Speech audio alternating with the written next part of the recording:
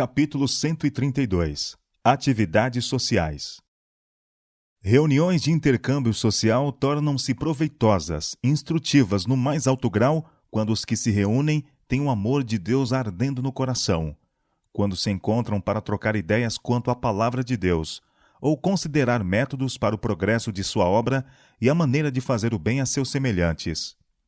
Quando o Espírito Santo é considerado como hóspede bem-vindo a essas reuniões, quando nada é dito ou feito para afastá-lo com tristeza, Deus é honrado, e os que se reúnem são revigorados e fortalecidos. Mas há reuniões sociais de outro tipo, onde o orgulho da aparência, a hilaridade e a futilidade muitas vezes se manifestam. Em seu desejo de divertir-se, os que as frequentam estão em perigo de esquecer a Deus, e acontecem coisas que fazem os anjos da guarda chorar. A cena de prazer torna-se, no momento, o seu paraíso. Todos se entregam ao riso e à alegria ruidosos. Os olhos brilham, a face fica vermelha, mas a consciência adormece. Falta de espiritualidade. Tal entusiasmo e inspiração não são de origem celeste, provêm inteiramente da terra. Com tristeza, os anjos do céu contemplam o esquecimento daqueles por quem Cristo tem feito tanto. Quando sobrevém doença e morte àqueles que viveram meramente para agradar a si mesmos, descobrem tarde demais que não possuem azeite em suas lâmpadas e que estão completamente incapacitados para encerrar sua história terrestre. O teor da conversação mantida em muitas reuniões sociais revela onde o coração é colocado. Os assuntos fúteis, os gracejos tolos, falados apenas para produzir riso, não representam devidamente a Cristo. Os que os proferem não gostariam de enfrentar o registro de suas palavras. Impressões erradas são produzidas nos ouvintes e descrédito é lançado sobre Cristo. Oh, se os jovens cuidassem bem de suas palavras, pois através delas serão justificados ou condenados.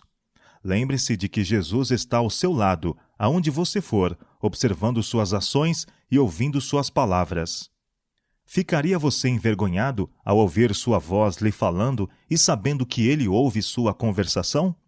A pessoa que um dia foi uma cristã fervorosa e que toma parte nos divertimentos mundanos encontra-se em terreno perigoso.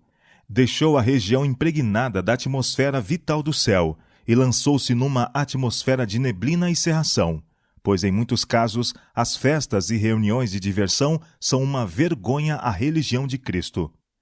Quem mantém ligação com Deus não pode, de coração, participar delas. As palavras que ouve não se acham em harmonia com seus gostos, pois não são a linguagem de Canaã. Os que estão falando não dão provas de que estejam elevando melodias a Deus em seu coração. Influências sutis. Os superficiais no caráter e na experiência religiosa são rápidos em se reunir para se alegrar e divertir-se, e sua influência atrai a outros. Algumas vezes, moços e moças que estão tentando ser cristãos, segundo a Bíblia, são convencidos a unir-se ao grupo. Não querendo ser considerados como esquisitos e naturalmente inclinados a seguir o exemplo dos outros, colocam-se sob a influência daqueles que, talvez, nunca sentiram o toque divino na mente ou no coração.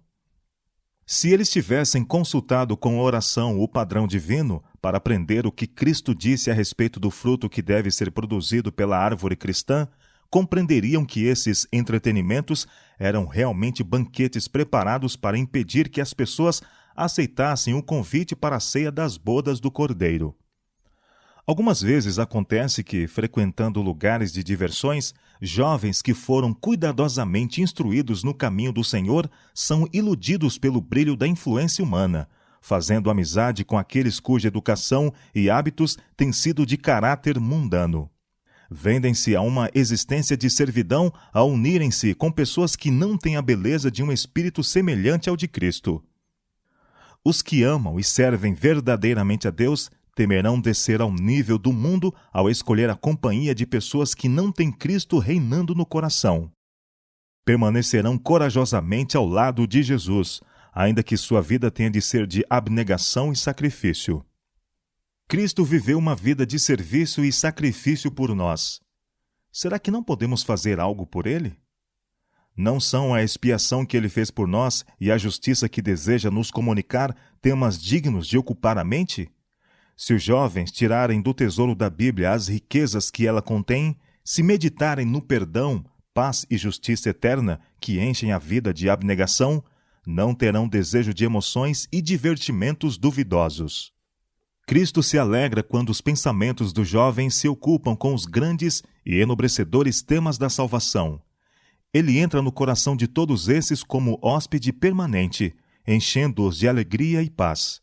E o amor de Cristo na alma é como uma fonte de água que dará vida eterna. João capítulo 4, verso 14. Os que possuem esse amor terão prazer em falar das coisas que Deus tem preparado para aqueles que o amam. O eterno Deus traçou a linha de separação entre os santos e os pecadores, entre os convertidos e os não convertidos. As duas classes não se misturam de forma imperceptível, como as cores do arco-íris, mas são tão distintas como o meio-dia e a meia-noite. O povo de Deus não pode, com segurança, relacionar-se intimamente com os que conhecem a verdade, mas não a praticam. O patriarca Jacó, falando de certos atos de seus filhos, os quais o horrorizavam, exclamou: Não estarei presente quando fizerem planos, não tomarei parte nas suas reuniões. Gênesis capítulo 49, verso 6. Sentiu que sua própria honra se comprometeria se ele se associasse com pecadores em suas ações. Ergueu o sinal de perigo, advertindo-nos a evitar más companhias, para que não sejamos manchados pelo mal. E o Espírito Santo, por intermédio do apóstolo Paulo, emite uma advertência similar. Não participem das coisas sem valor que os outros fazem, coisas que pertencem à escuridão.